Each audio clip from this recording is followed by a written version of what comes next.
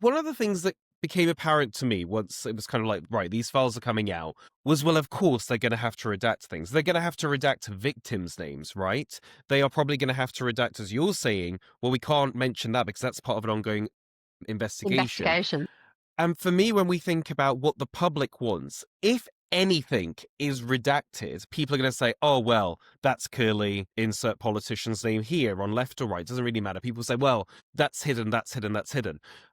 So I don't think this situation ends. It's always going to feel like something is being hidden and certain people are being protected. Now, will that thirst for justice be quenched by, well, actually, if there are some big names in there that do fall, then, maybe people say, well, you know what, we got more than just one person in jail. But that's also my other thing. Just visiting an island or just having correspondence with someone is not enough to get anyone in jail anyway. So that's number one. And number two is, do certain people that didn't know anything was going on get implicated? Like having a relationship with Jeffrey Epstein, if you didn't know anything was going on, having some phone calls with him, that shouldn't land you in jail, really shouldn't have you cancelled or sort of disgraced, really, unless, of course, I would say it happened after his conviction, because then you are associating with a known paedophile that, I don't know. What do you think in that respect of that Yeah. sense of justice, and the sense of justice that's probably not going to come through anything legal? Yes, that's really important. And it's interesting because the Daily Mail, me and the Daily Mail have a checkered history, and I would never really go to them for facts. But actually, they've got a really important first person piece by John Noir, who says she goes back to Melinda Gates, who, used to be married to Bill Gates. And Bill Gates has had this very complicated relationship with Epstein over a number of years. Bill Gates is always seen as a kind of liberal do-gooder, saved all these people from AIDS and all the rest of it.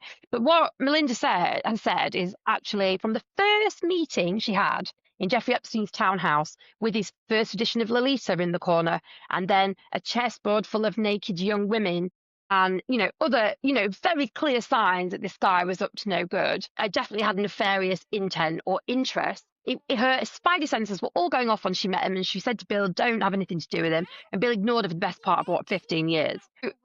The reason it's so important is because that hammers home for me the fact that loads of people, in my opinion, would have had the spidey senses going off. There's stuff here that's not quite right, depending on the interactions they had with him. But if you've been invited to his private house or his private island, I'm sorry, it was very difficult to get away from what his interests were.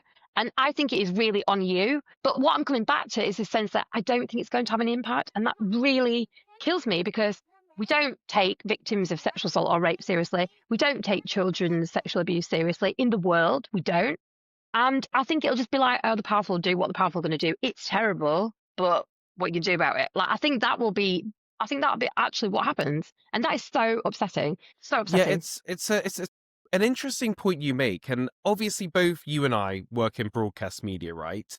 And we go and do TV shows, and of course there's always rumors about people, and you maybe, think, oh, well, someone's told me this about that person, but you don't know yourself for sure. So it is sometimes hard to be like, well, what am I going to do? Am I going to not go on that person's show because someone said Right. something to me about them? So I'm just trying to put myself in that position. Like, for example, Yeah. the Philip Schofield stuff that came out a few years ago, like, people had told me that years before all of that came out, but what am I going to do about it? Am I going to call the police and say hi? Like, well, it wasn't even anything illegal, obviously. It was just, what was it? Unwise, but not illegal. It's like, what am I going to do about it? I don't have any proof. I just have what someone told me, someone told them. So it gets very, and are you then going to not go on the show because, well, someone told me this and it's Chinese whispers?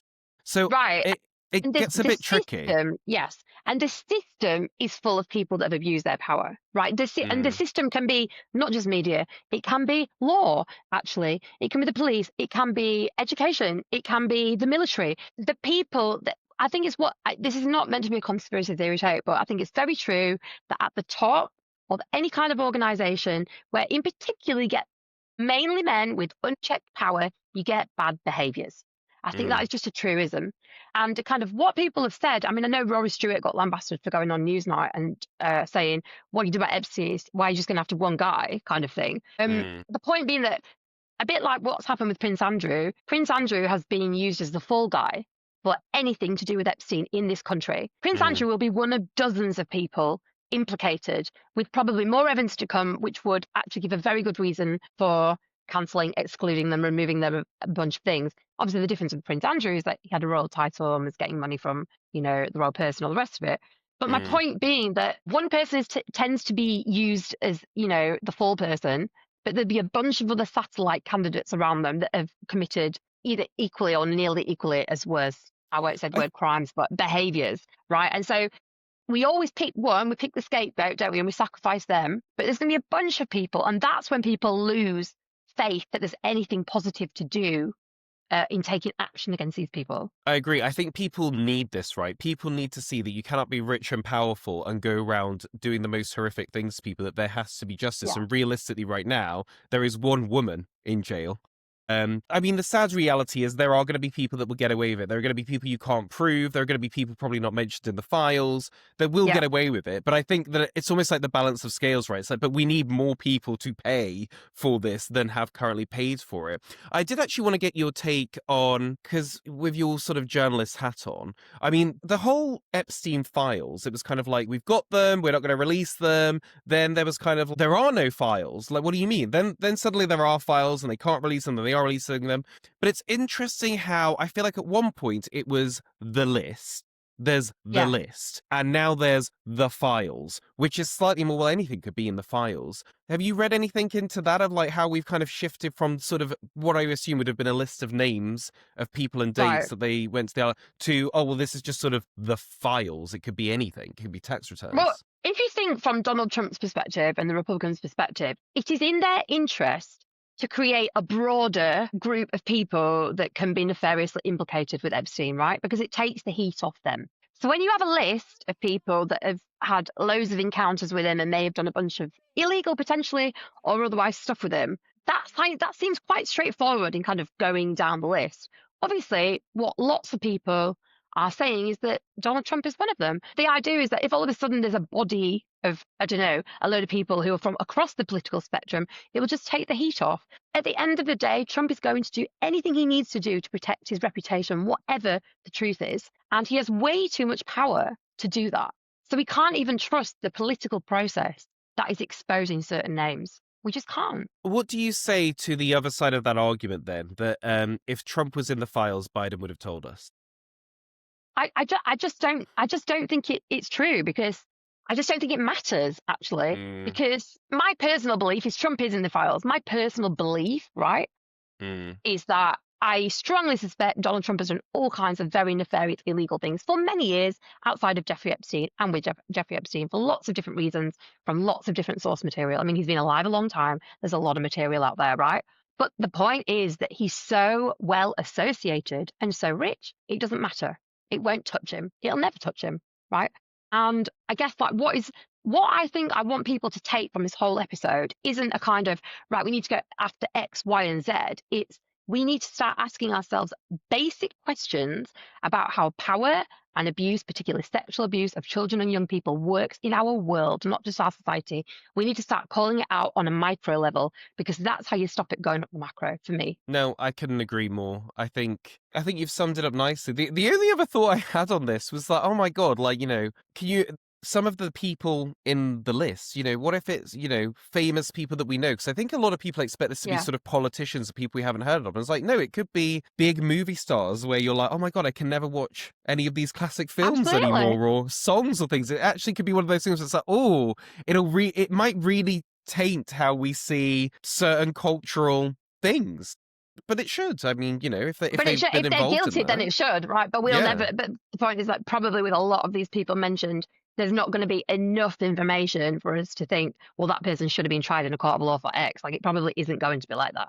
And exactly like you said, going back to the association thing, the problem is that at a certain sphere of power, when you are interacting in that, even if you are completely innocent and you have no nefarious intentions and the people around you are up to something dodgy, you lose a sense of perception. Because you and I will know this from when you work in telly and it's all fun and giggles and the lights are on and everyone's got a bit of makeup on. It's like, oh, we've only got 10 seconds, guys. All that stuff comes before any deep thoughts about, are the people I'm working with ethical?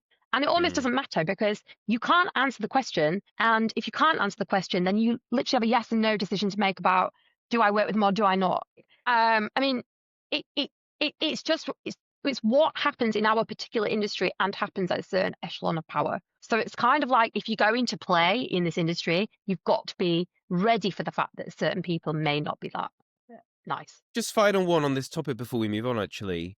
This is going to be a mess. People are Mm. not going to be brought to justice. Some people might be. Do you think that there will be any lessons learnt in the sense of will this kind of, will it be a kind of sense of the rich and powerful people know, you know what, we can't get away with it. We were lucky to get away with Epstein. Or will these kind of things just carry on going on more underground? Like, what do you think will be the kind of hopeful legacy of it? Yeah. Well, my hopeful legacy is that people on an individual level say, hey, you know what? That is absolutely atrocious. Why are we voting these kinds of people into power? Especially thinking about Donald Trump. A lot of the information surrounding him and Epstein, all the allegations or whatever, was very much circulated before his second term, but it didn't matter. I would hope the number one, like the best thing that can happen is that if there's someone else like Trump that appears on the political scene with these kinds of stories in the future, they're not elected. Full stop. Yeah. That's like the best. That's the best, most realistic political response. I mean, more importantly, is that loads of people in the world rise up and overthrow all these kind of powerful hypocrites, deceitful, abusive people. But I mean, that's just that's pipe dream stuff. I'm not saying it couldn't happen, but we're not going to have a revolution over the Epstein Files. I wish we would, but we're not going to. You never know. Subscribe for more content.